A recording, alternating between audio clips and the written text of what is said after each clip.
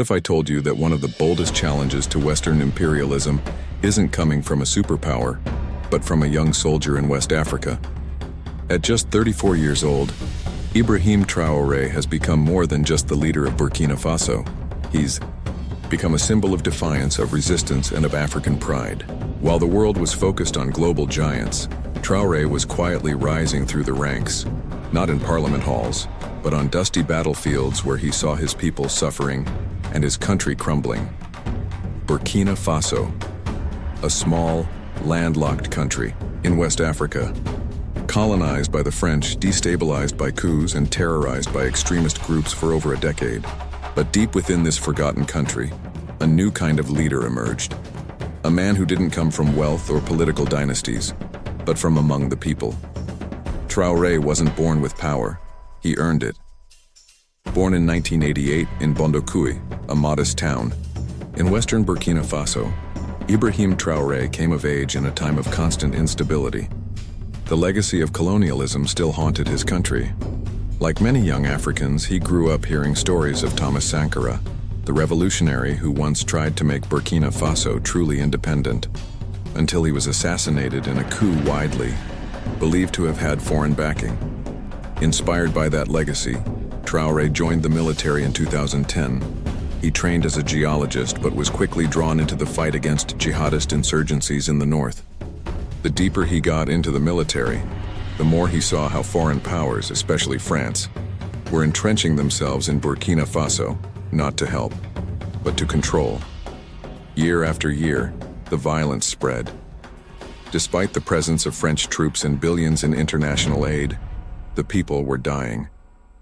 Entire villages were wiped out, schools shut down, farmers abandoned their land, and every time the politicians promised peace and delivered nothing. In 2022, the frustration boiled over.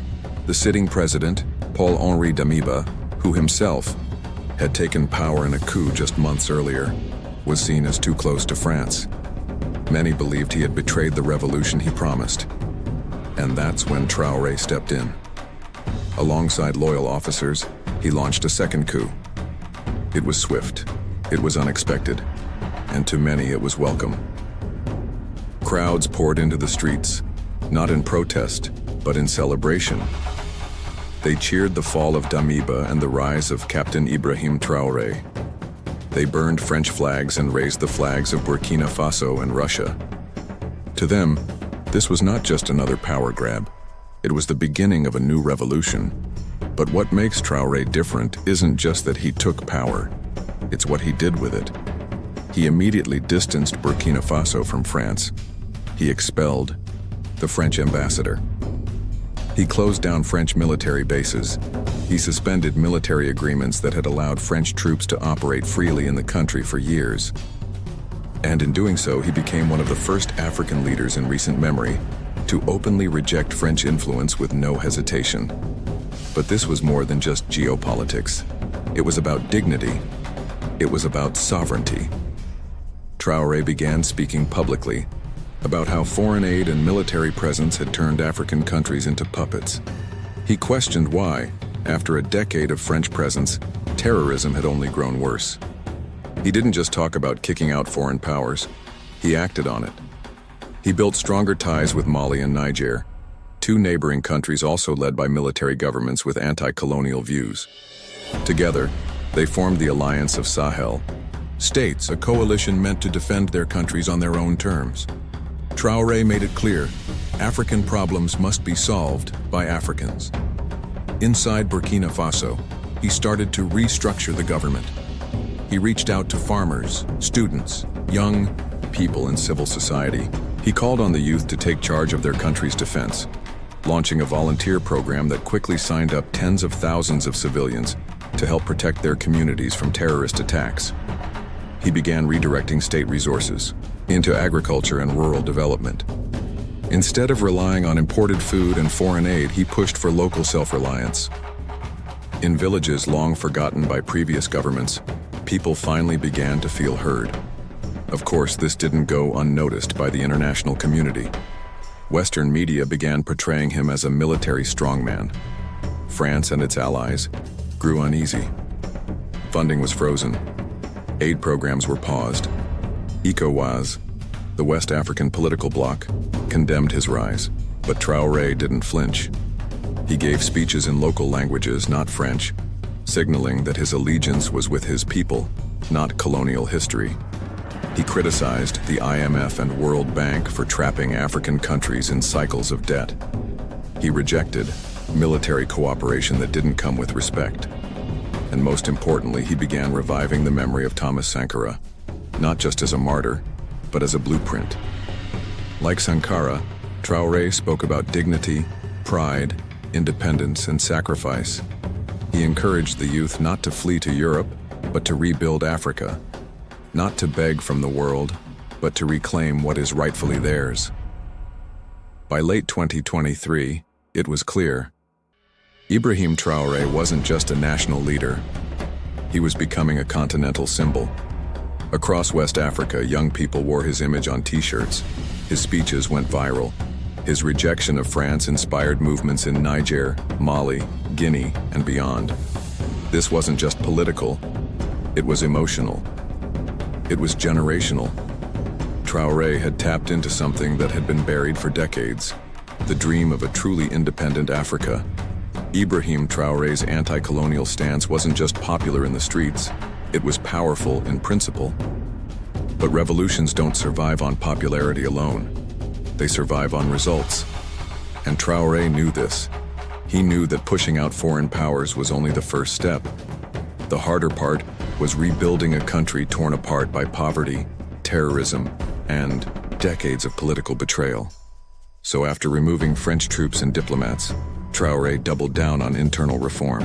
His government began restructuring how resources were managed. For decades, Burkina Faso's gold and natural wealth had flowed out of the country through deals favoring foreign companies. Under Traoré, new laws were introduced to ensure that local communities benefited first. He began reviewing old mining contracts and suspended those that exploited the nation's interests. Traoré's message was consistent.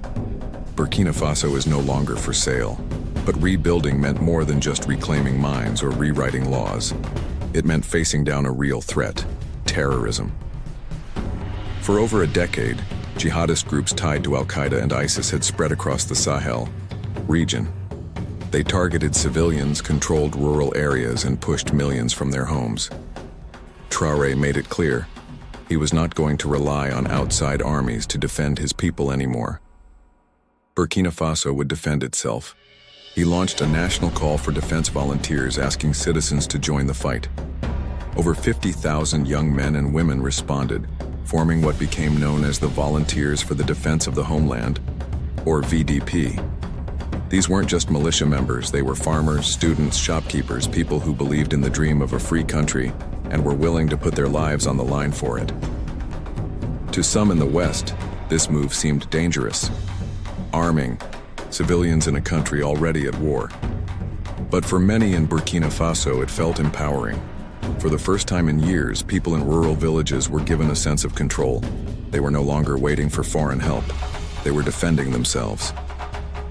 Meanwhile, Traoré began forging new partnerships, not out of desperation, but out of principle. He opened dialogue with Russia, China, Turkey, and other non-Western allies. Some critics accused him of simply replacing one set of foreign powers with another. But Traoré responded clearly, "We don't want masters. We want partners who respect our sovereignty." His approach was pragmatic. If one partner came with respect and fair trade, they were welcome.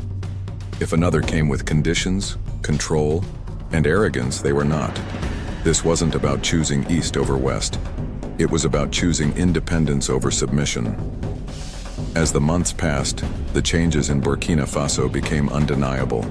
Schools reopened in regions once under militant control. Roads were rebuilt. Government officials were held accountable. Traoré began reshaping not just the politics of the country, but the mindset of its people. He pushed a national campaign to revive agriculture, reclaiming food security as a foundation for freedom. He encouraged youth to embrace farming, science, and military service not as fallback options, but as acts of patriotism. In his speeches, he reminded them that development wasn't going to be handed to them from the outside. They had to build it from the inside. But all revolutions face resistance. International institutions still hesitate to fully engage with Traoré's government. Aid is limited. Sanctions remain a threat. Human rights organizations have raised concerns over press freedom and civilian casualties in anti-terror operations. And within Burkina Faso itself, not everyone agrees with the military-led transition. Traoré's challenge now is to transform his revolutionary movement into lasting institutions. He has promised to return the country to civilian rule, but many are watching closely. Will he keep that promise? Can the ideals of Sankara survive the weight of leadership? Still, even his critics admit one thing: Ibrahim Traoré has changed the conversation. He's reminded the world that Africa is not a child to be managed, but a continent full of grown nations demanding dignity. He's challenged the assumption that foreign military bases equal peace. He's forced Western leaders to rethink how they engage with the global South. And more importantly, he's given a generation of young Africans something they